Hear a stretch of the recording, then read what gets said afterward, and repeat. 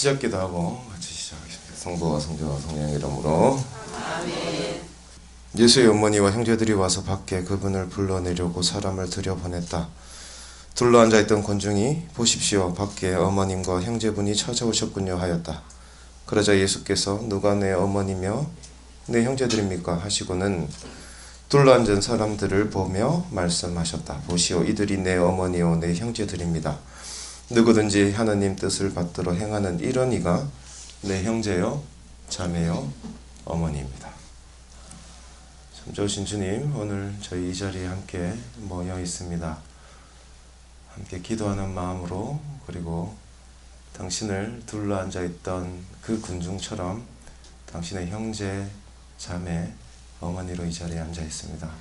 저희가 이 강의를 듣고 머리가 아니라 가슴으로 알아듣는 신앙인이 되도록 이 시간 이끌어 주소서.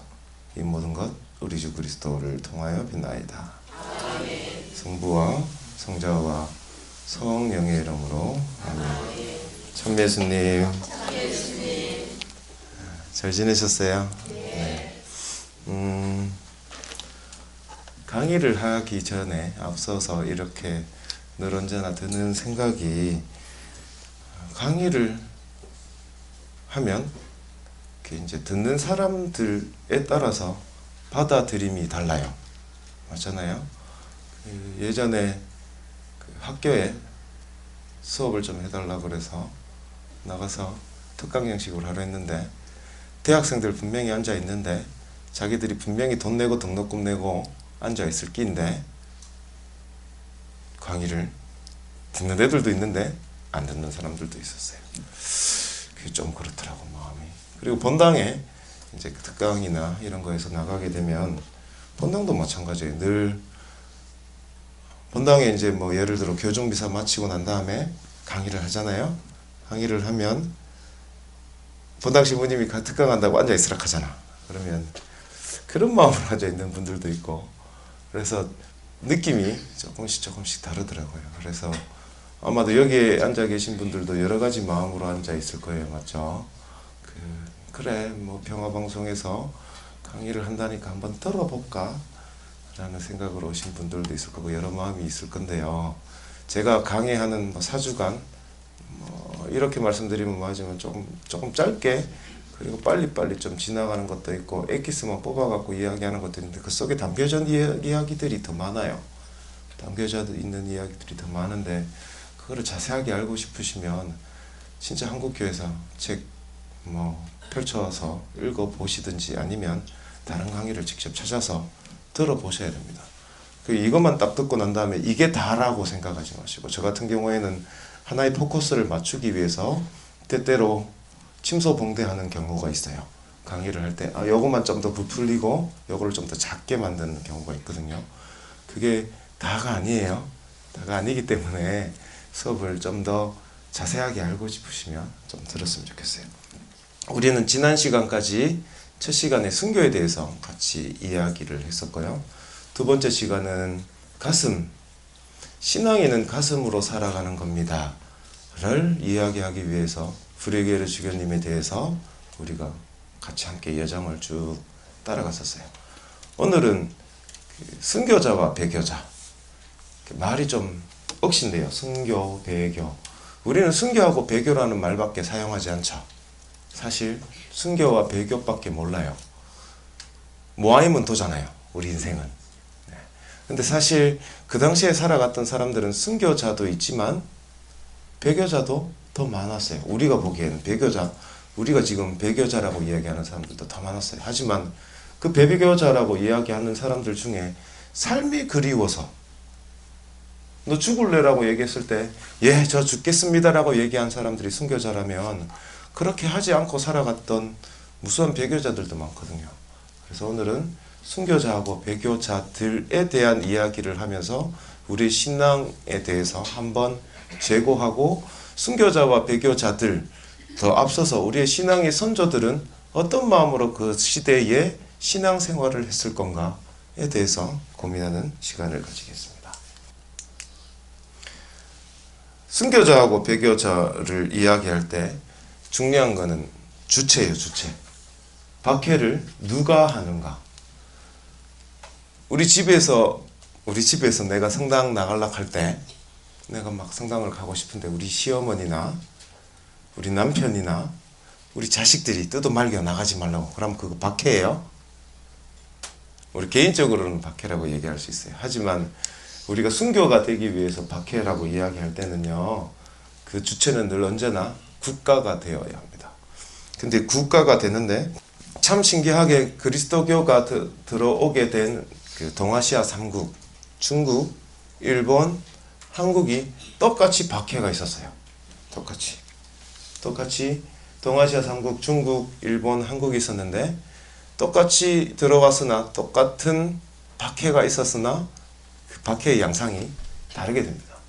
중국 같은 경우에 이제 중국 석실성당이라는 곳인데, 중국 같은 경우에는 우리 중국을 보통 만만디라고 표현하죠.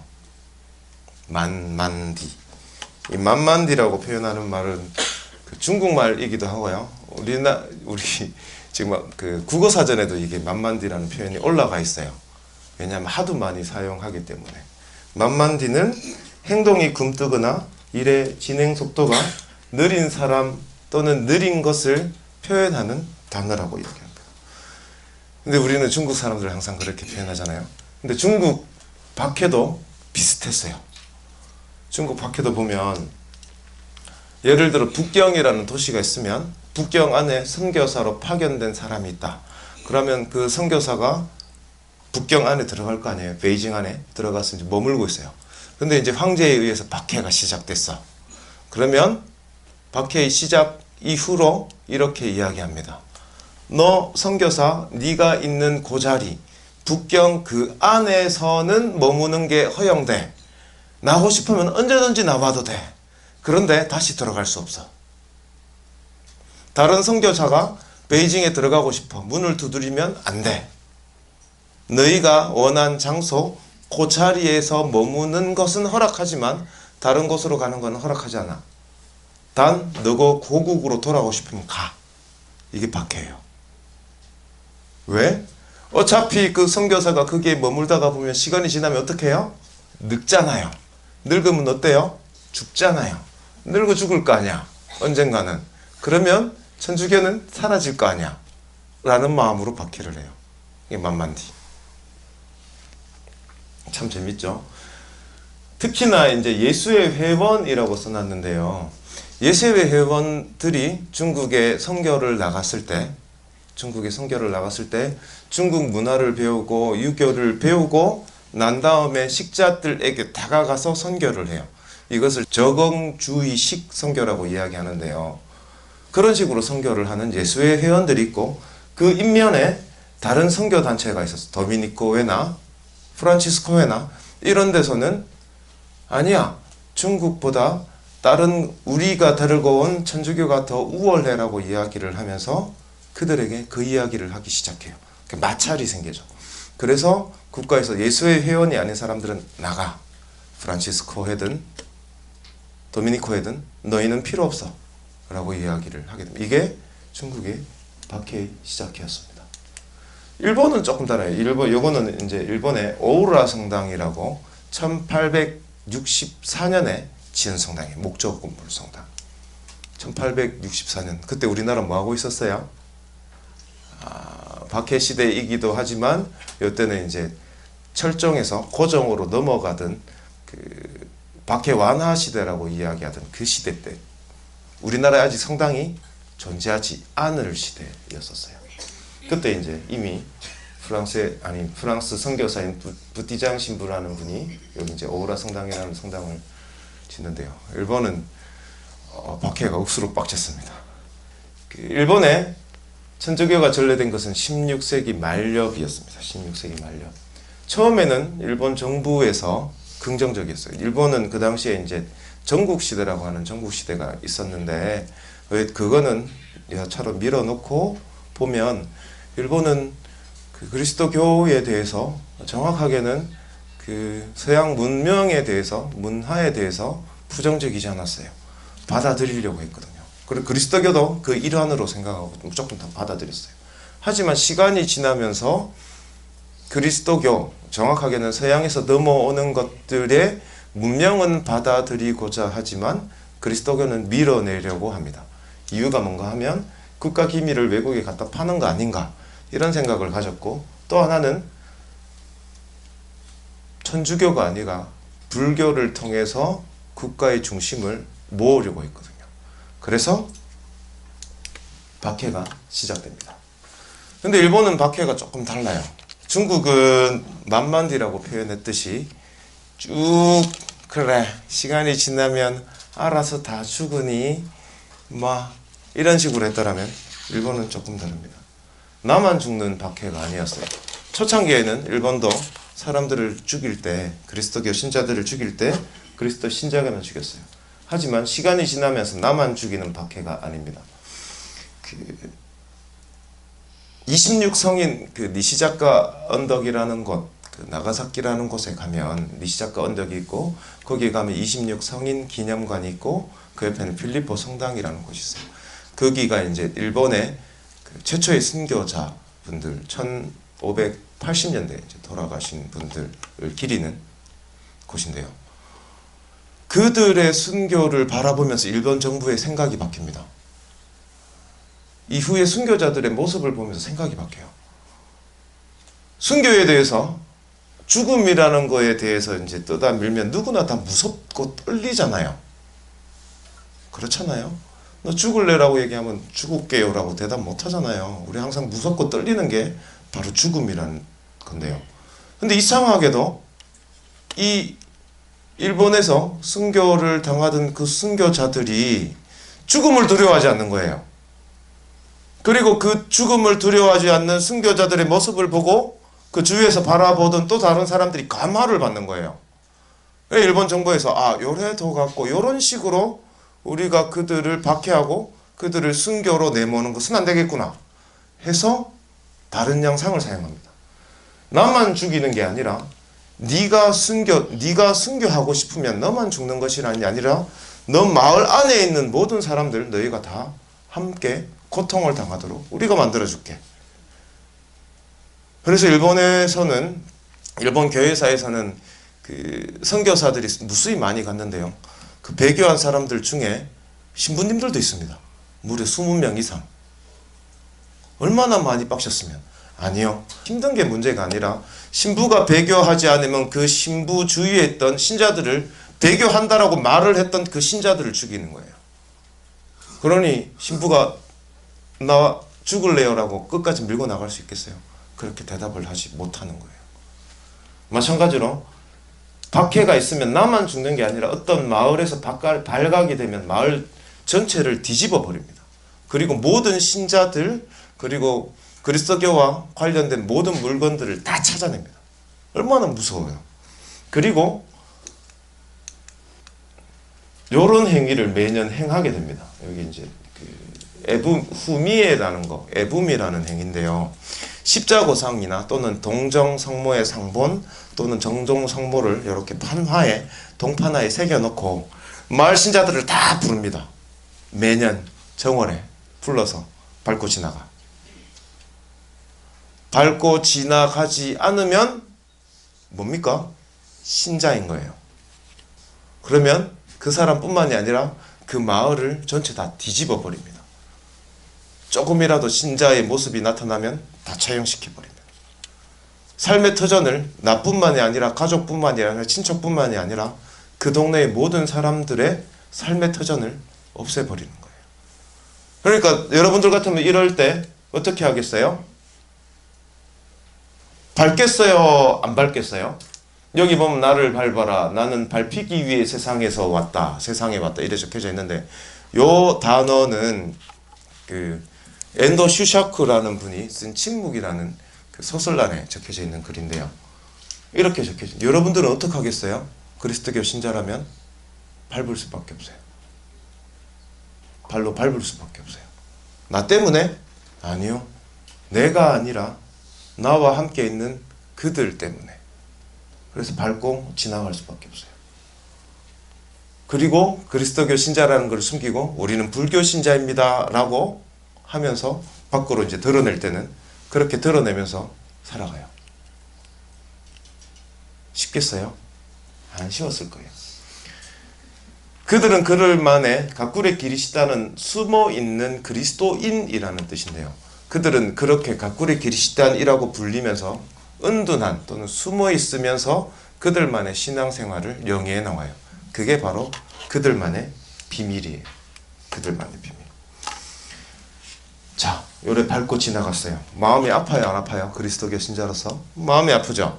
그럼 여러분들 어떡하겠어요? 신부님 찾아가서 성사를 봐야 될 거 아니에요? 우리는 무수히 배교 행위를 하면서 늘 지금 성사를 보고 마음 아플 때마다 성당문을 두드려서 고에서 들어가서 성사를 보지 않습니까? 근데 이네들은 신부님이 없어요. 어떻게 해야 돼요? 이네들이 생각한 것은 하나, 발을 닦아요. 발을 닦고 그 세숫대야에 자신들의 발을 닦은 그 물을 다 마셔요. 그게 바로 속죄의 행위예요. 그들이 생각해낸. 그들은 그리고 그들만의, 우리로 말하면 미사 또는 전례죠. 그들만의 비밀로 불교 행위를 행하는 것처럼 하면서 그들끼리 모여서 함께 미사, 우리로 말하면 미사죠. 그런 전례 행위를 집전하기도 했습니다. 그러면 그들은 외적으로는 천주교를 포기하는 행위를 드러낸 거예요. 맞죠? 십자고상을 밟았잖아요. 저 옆에 있는 십자고상을 우리가 밟은 거예요. 외적으로 드러냈잖아요. 그럼 그 마음은 어땠을까? 되게 많이 슬펐을 거예요. 그들은 늘 언제나 이중적인 삶을 살 수밖에 없었어요. 외적으로는 그리스도교 신자가 아니나 내적으로는 그리스도교 신자인 거예요. 그래서 너무나 슬펐고 마음이 아팠고, 그래서 그들은 그리스도교 신자이기는 하지만 누가 신앙을 전수해주고 가르쳐준 사람이 있어요? 아무도 없어요. 하니까 그냥 막연하게 하느님 아버지잖아요. 아버지는 어때요? 엄하잖아요. 무섭잖아요. 그렇게 받아들였어요. 우리 친구하고 싸웠어요. 예를 들어 친구하고 싸우거나 밖에 나가서 넘어져가 코가 깨졌어요. 그럼 집에 와서 아빠 이래 아빠를 찾아요? 아무도 아빠를 찾지 않아요. 엄마를 찾아요. 왜? 엄마가 나를 따뜻하게 보듬어 줄 거라 생각하기 때문에 그렇습니다. 마찬가지로 이들도 마찬가지로 천주교를 포기한 그들도 외적으로 하느님 아버지, 엄한 하느님 아버지보다는 성모님을 좀 더 많이 찾았습니다. 예를 들어 여기 이제 관음상인데요.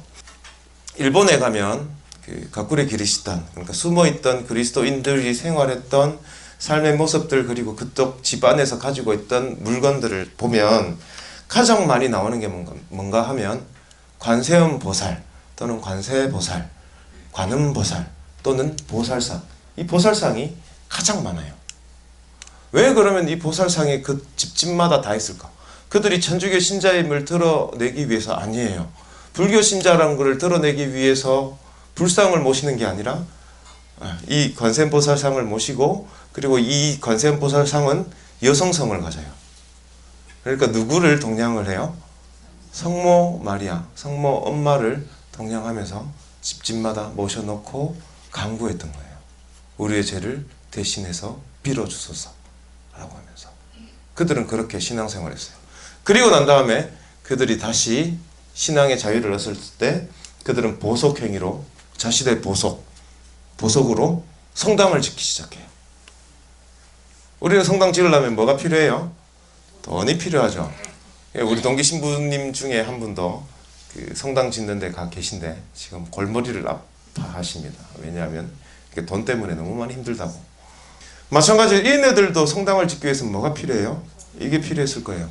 그러면 우리나라 같은 경우에 종교의 자유가 주어지고, 예를 들어요 계산성당이에요. 계산성당도 마찬가지고 명성성당도 마찬가지고, 성당을 지을 때 누가 가장 많은 돈을 냈을까요? 선교회에서 가장 돈을 많이 냈어요. 외국의 은인들이 가장 돈을 많이 냈어요.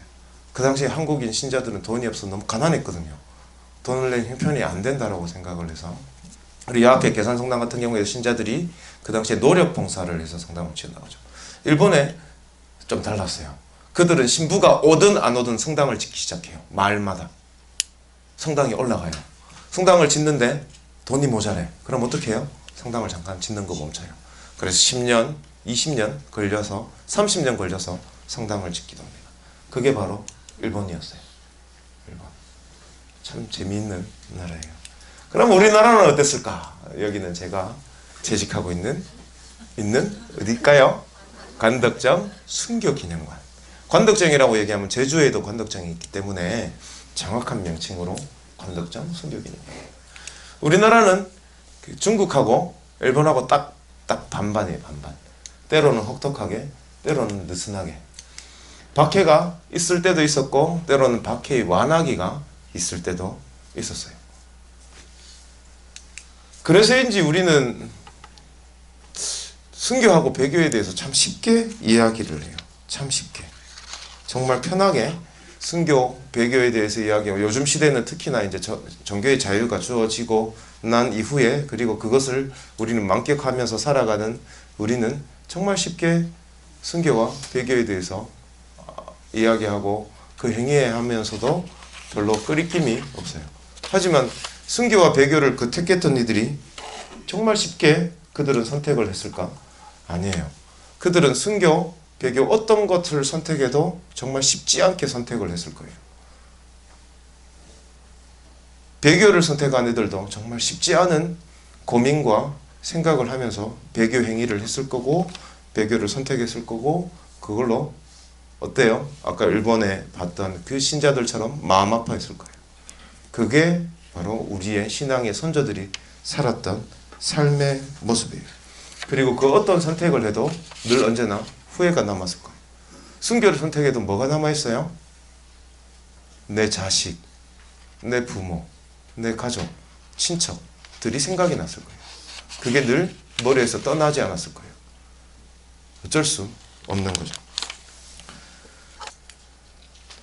이제 순교자 중에 대표적인 인물을 이제 이야기해 보려고 하는데요. 순교에 대해서 대표적인 인물을 이야기하라고 얘기를 하거나 신자분들한테 물어보면 가장 많이 이야기하는 분이 김대건 신부님. 그 다음이 누구예요? 정화상. 요즘에는 조금 공부를 또는 124의 순교 복자가 탄생했기 때문에 윤지충바오로 그 정도가 이야기 나오는데요. 이제 이순이 루갈다라는 분이 있어요. 유중철 또는 유한검의 집안에 대한 이야기예요. 이 집안 가게도 한번 볼게요. 유중철이라는 사람이 있어요. 아들이 둘이 있는데 유중철의 아버지가 유한검이고 어머니가 신이라는 분들 다 순교하셨어요. 아들도 다 순교하고. 그 며느리가 이순이 루갈다예요. 며느리 이순이도 순교를 했고요. 이경원도 순교를 했어요. 그리고 유한검의 동생 유광검 순교하고, 처도 순교하고, 사촌인 이우집도 순교하고, 두 아들도 순교했어요. 그리고 이종 사촌이 윤지충이에요. 이분도 순교하셨고, 이종 사촌인 또 윤지헌도 또 순교하셨어요. 그리고 외사촌이 정약종이에요. 그리고 처인 유소희 또는 유조희 또는 유선임이 순교하셨고, 정철상, 정화상, 정정애 다 순교하셨어요. 이 집안이 이런 집안이에요. 우리는 연결이 안 돼서 따로 아시잖아요. 따로가 아니고 이게 그냥 다 한 집안이에요. 한 집안. 이 집안이면 지금 여기 적혀 있는 거 몇 명이에요? 20명이에요. 집안이 어떻게 된 거예요? 분지박살이 난 거예요. 집안이 완전 사라진 거예요.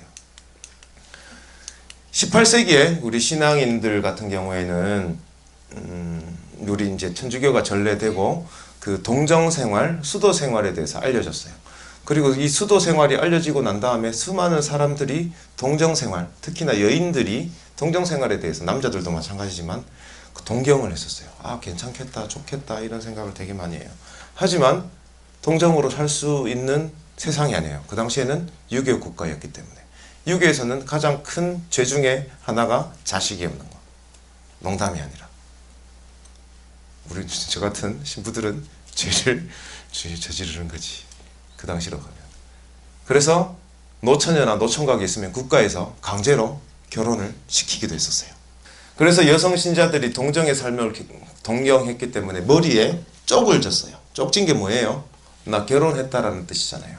그래서 결혼한 과부 행세를 하면서 그렇게 동정 생활을 이어나가기도 했고, 또는 수녀원처럼 그런 사람들이 모여서 공동체 생활을 했다라고 하기도 합니다. 이순희 루갈다라는 여인이 있는데요. 이 여인은 서울 한림동에서 태어났어요. 그리고 아버지가 일찍이부터 천주교 신자로서 신앙생활을 하시다가 11살 때 아버지가 돌아가십니다. 그 이후로 쭉 누구? 엄마의 손에 의해서 커요. 그리고 14살 땐 1795년 주문모 신부님이 조선에 입국을 하십니다. 그리고 이 부활 성야 때 처음으로 첫 영성체, 세례는 그 이전에 받았으니까 첫 영성체를 합니다. 그리고 이 주문모 신부님이 부활절 미사 때 이 말씀을 하세요. 마음을 다하여 하느님을 믿고 바라고 사랑하고 공경하며 자기의 영혼과 육신 일체를 예수께 드리는 것보다 더 중요한 일은 없습니다. 이 말을 듣고 이순희 루갈다 머리에 딱 꽂혀요. 아, 나 이제 그렇게 살아야지. 그리고 난 다음에 주문모 신부님의 이 말을 아마도 여기에 있는 여인들 중에 누구겠어요? 여기 있는 여인이겠죠. 아니, 왜냐면 다른 분은 쪽을 쥐고 있는데 쪽 안 쥐고 있으니까 그 말씀처럼 나 이제 동정을 지키면서 살아가야지 라고 합니다. 그렇게 해서 이 여인은 동정의 마음을 가지고 있어요. 그리고 이 주무모 신부님이 2달 뒤에 어디 가시는가 하면 전라도 전주로 가십니다. 그리고 누구를 만나는가 하면 아까 봤던 유한검이라는 사람을 만나고 그 사람의 집인 처남이를 방문을 하게 됩니다. 이 처남이에 방문해서 또 똑같이 이제 강론을 하시고 이야기를 하셨겠죠. 그 말을 딱 듣고 유증철이가 머리에 딱 꽂혔어. 신부님, 나도 이제 혼자 살아서 신부님처럼 될래요. 그런데 그 당시 조선 상황에서는 둘이 나이도 어린 상황에서 동정생활 하면서 살아갈 수 있는 삶의 터전이 되잖아요. 그래서 주모 신부님이 생각을 하십니다. 그래, 잘 됐구나. 그래서 이 사람은 주모 신부님의 중매로 결혼해서 동정부부로 살기 시작합니다. 4년 동안 그렇게 살면서 늘 오라비, 누이 이렇게 부릅니다. 하지만 1801년 신의대박해 때 이들 집안은 아까 봤듯이 완전히 쑥대밭이 돼서 집안 자체가 완전히 사라지게 됩니다. 이순희 루갈다가 이제 보낸 요거는 이순희 루갈다의 그 편지, 옥중 편지에 대한 건데, 이 옥중 편지를 그 필사하신 분 김정일 루카라는 분이 있고, 그 편지하고 거기에서 출토된 십자가하고 이렇게 이제 놔둬서 거기 헌원교회서 연구소에서 이제 가지고 온 건데요. 어머니한테 그녀는 이제 옥중에 들어가면서 이제 편지를 쓰기 시작합니다. 자기가 어떻게 살아왔고 어떻게 신앙생활을 했고에 대해서 이야기를 합니다.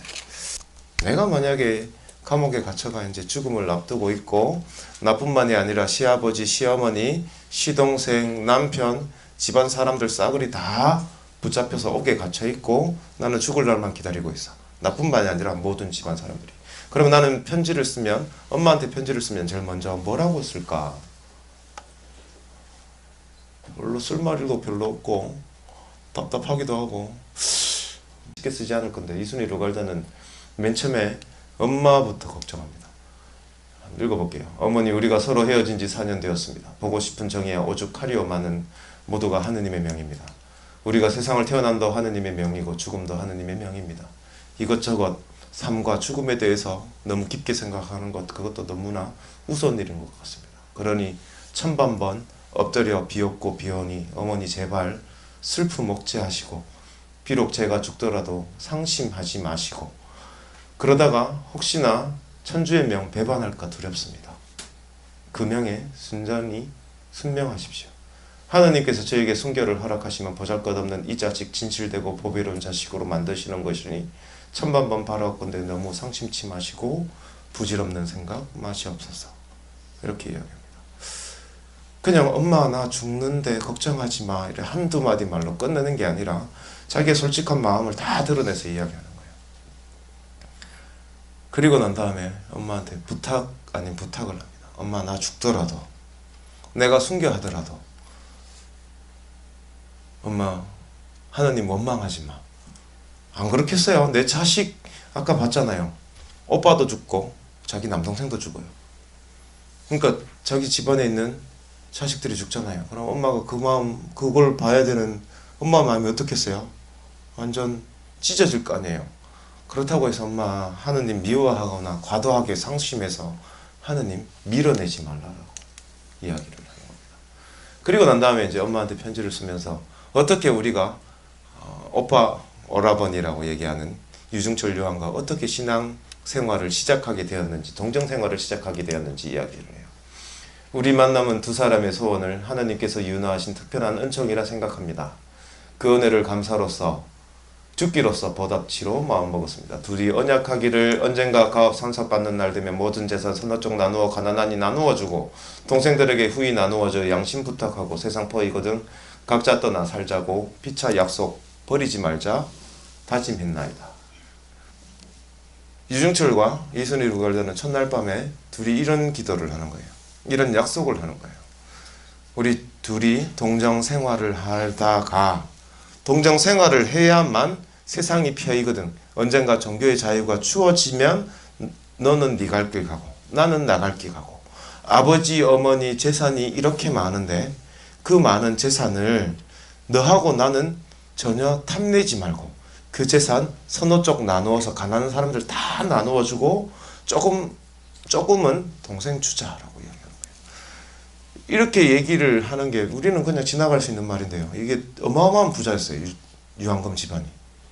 그냥 부자가 아니고 어마어마한, 지금으로 말하면 삼성쯤 될 거예요. 그만한 집안이었어요. 근데 저렇게 쉽게 이야기를 하는 거예요. 둘 다. 그리고 이제 결혼 생활에 대해서 이야기를 하는데 동정을 지키는 게 쉬웠을까요? 안 쉬웠을 거예요. 우리는 이제 유중철, 그리고 이순희, 그리고 권천래, 조숙 이런 분들을 바라보면서 그 동정 부부는 그분들도 동정 지키는 거 안 쉬웠을 거예요. 그 솔직하게 이야기해요.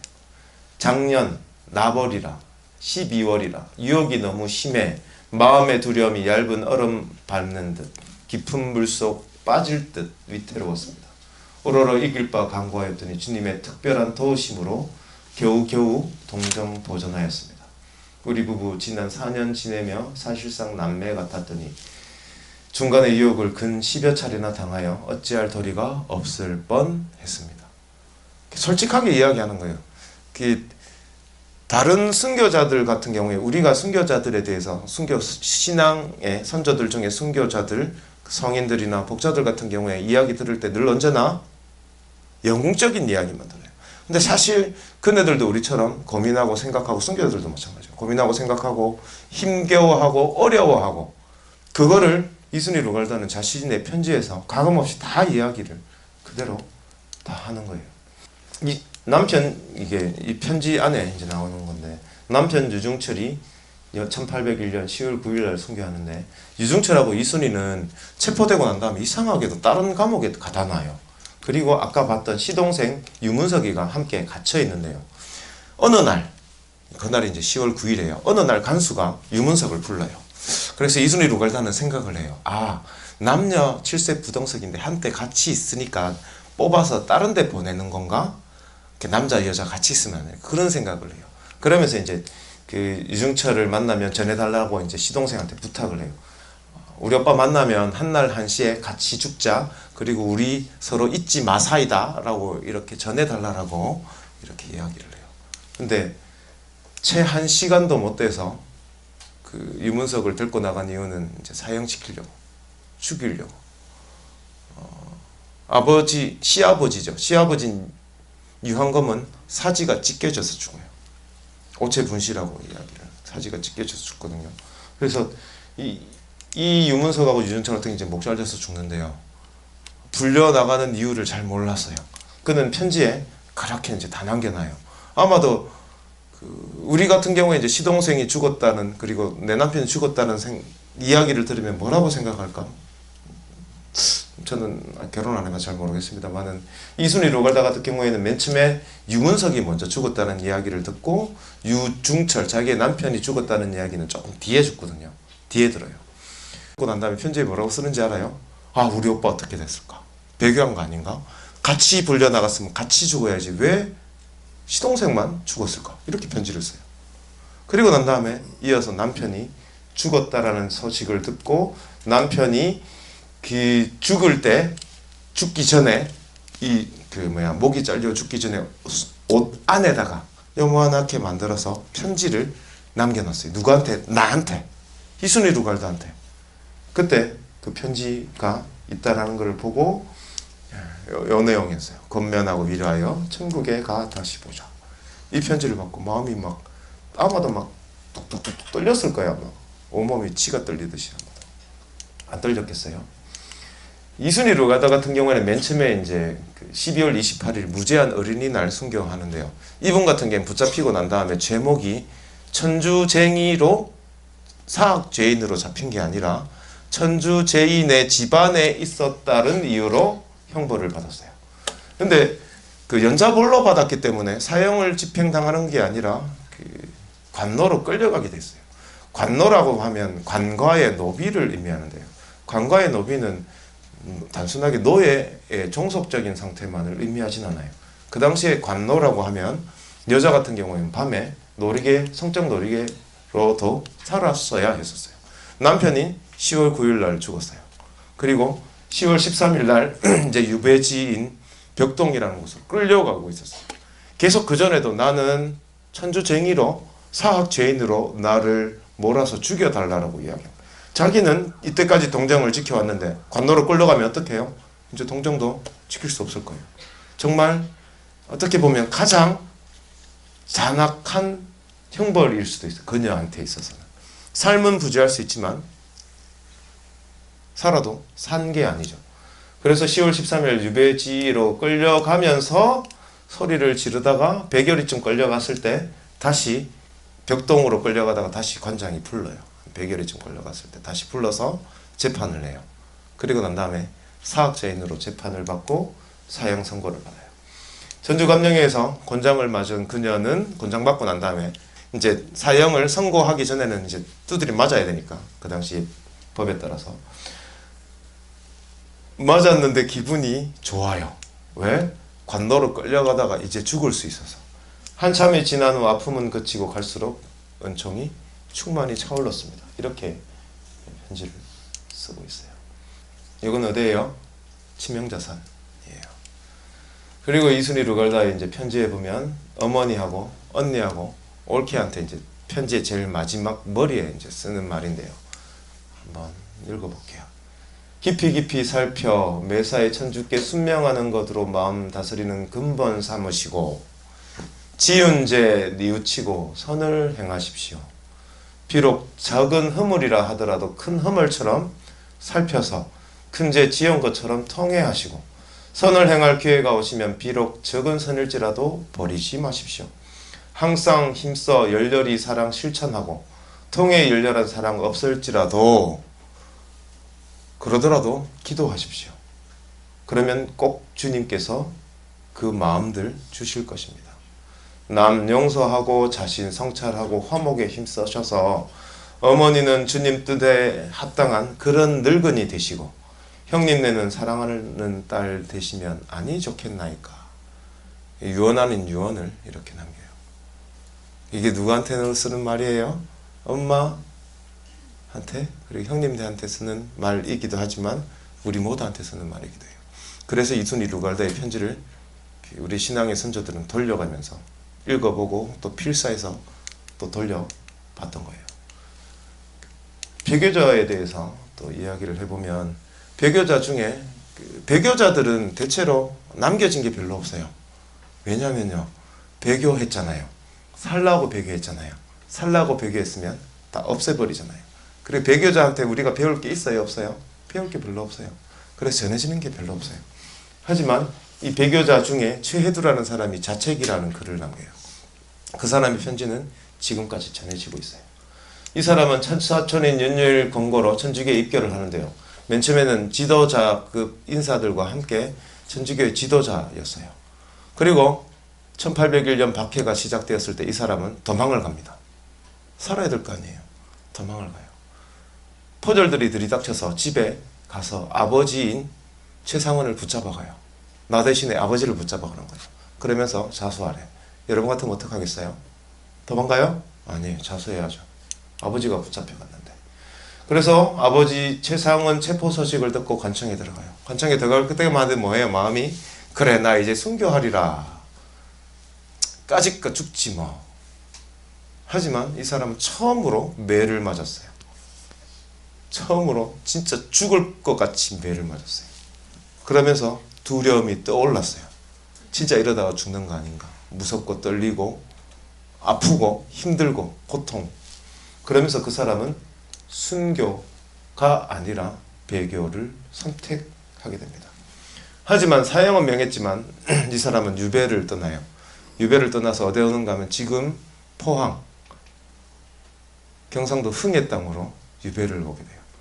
그곳에서 한많은 생애를 지내게 됩니다. 체두가 남긴 글, 제목은 자책인데, 두루 심란하고 답답하고 두어 줄 기록하니 슬프고 슬프다. 두어 줄이면 좋겠는데 두어 줄이 넘어요. 근데 참 재밌는 거는 이 배교자가 쓴 글을 옛날에 신앙의 선조들은 다 필사해서 또 돌려봤어요. 왜 돌려봤을까? 이 배교자인 최혜두의 이야기가 다른 사람 이야기가 아니고 내 이야기였기 때문에. 이야기 한번 읽어볼게요.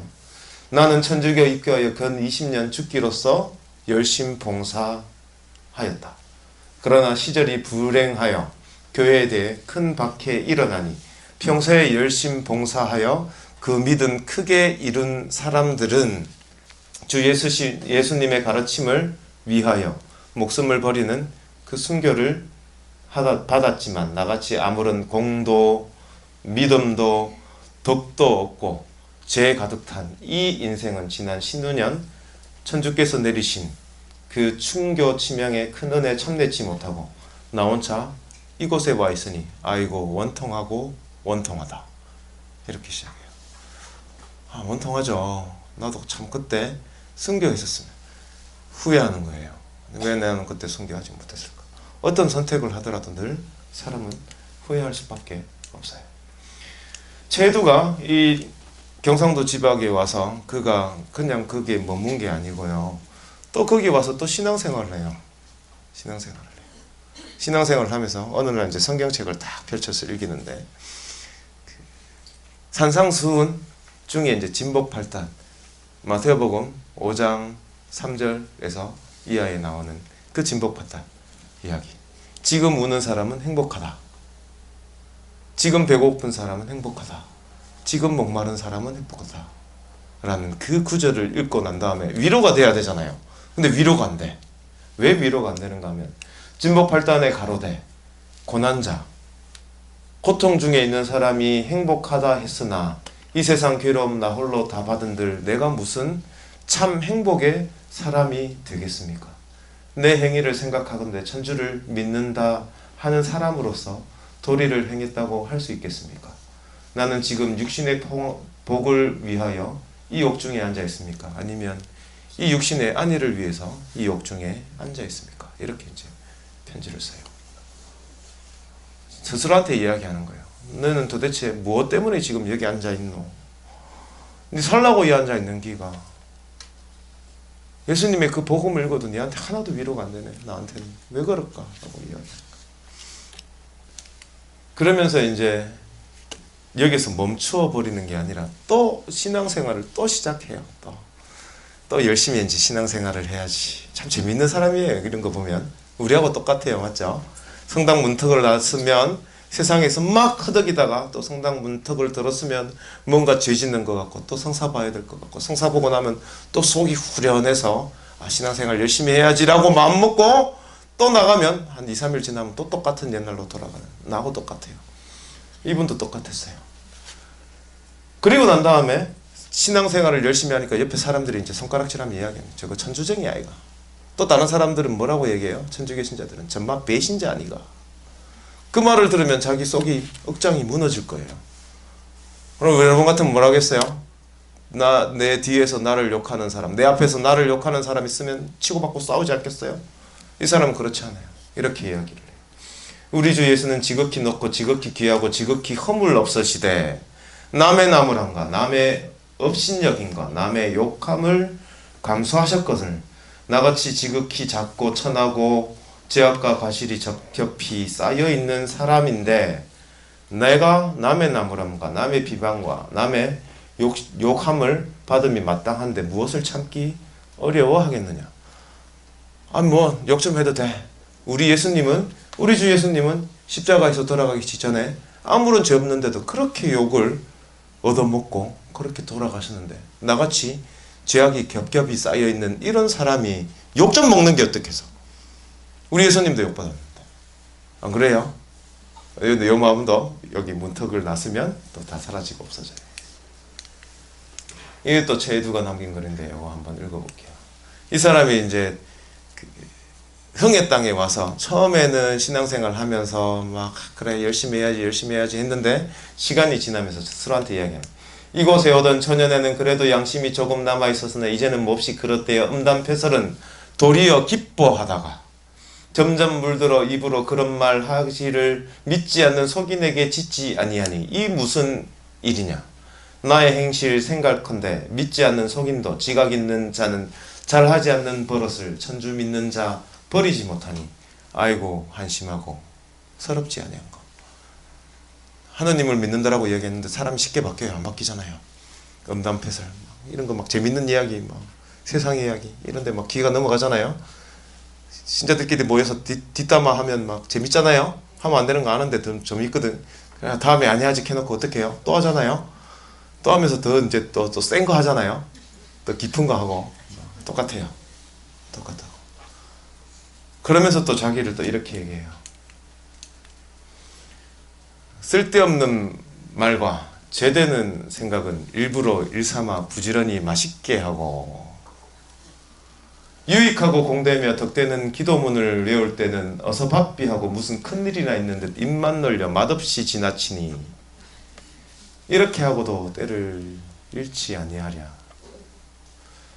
우리 여러분 기도할 때 어떻게 해요? 여러분만 그런 게 아니고 저도 마찬가지예요.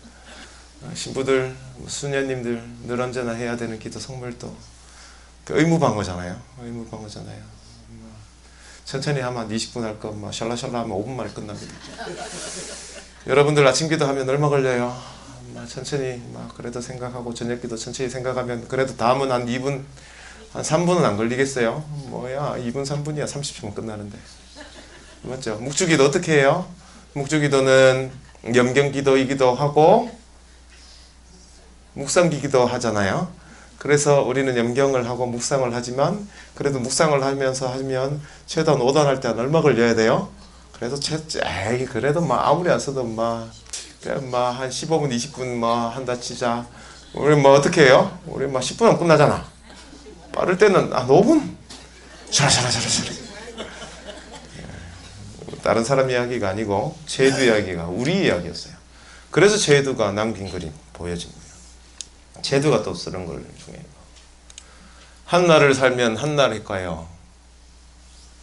이틀을 살면 이틀 제가라. 한 달을 살면 한 달 제가요. 한 해를 살면 한 해가 제가라. 나날이 다달이 해해 년년 쟤는 첩첩산과 바다처럼 쌓여만 가는데 이를 의할고 나 죽으리로다. 죽을 것을 터질 듯 미칠 듯 취한 듯 생각하면 그저 원통하고 애달기만 하더라. 앞으로 자라면 지옥의 영원한 고통 면한다고는 하나 연옥은 어이할고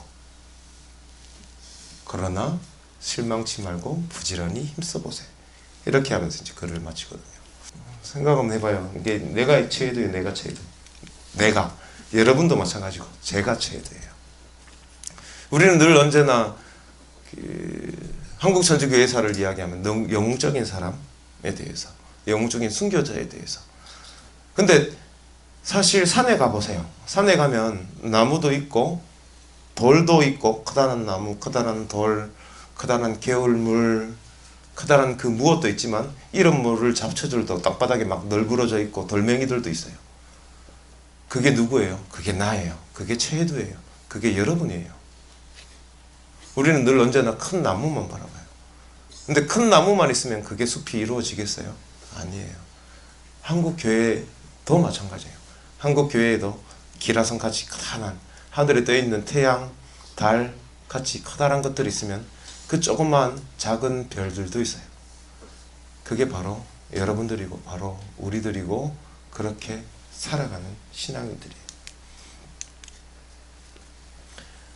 갑자기 이제 쭉 건너왔는데요. 이 두 분 순교자하고 배교자들에 대해서 이야기하는데, 순교자든 마찬가지로 배교자든 마찬가지로 아까 말씀드렸듯이 무엇을 선택하든지 간에 늘 뭐가 남는다고요? 후회가 남아요. 무엇을 선택하든지. 그분들이 선택하고 난 다음에 후회를 하는 이유는 뭐예요? 회개하기 때문에. 회개가 뭐예요? 회개에 대해서 되게 이야기 많이 들었어요. 본당에 가시면 결의 시간에도 이야기 들었을 거고, 신부님들도 이야기했을 거고, 수녀님들도 이야기했을 거고, 뭐 여러 가지. 내가 고개를 돌리는 것, 내가 이때까지 바라보던 것, 세상적인 것을 바라보던 것에서 고개를 돌려서 하느님에게로 향하는 것, 그것을 회개라고 이야기한다라고 말을 할 거예요. 물론 신앙인들에게 있어서 제일 중요한 게 뭐예요? 회개 맞아요. 근데 제일 안 되는 게 뭐예요? 회개하는 거예요. 왜 회개가 안 될까? 왜 회개가 안 돼요, 여러분은? 나는 왜 회개가 안 될까? 여러분뿐만 아니라 저도 왜 회개가 안 될까? 왜 회개가 안 될까? 나는 왜 회개가 안 될까? 왜냐하면 우리가 세상에 살아가기 때문에.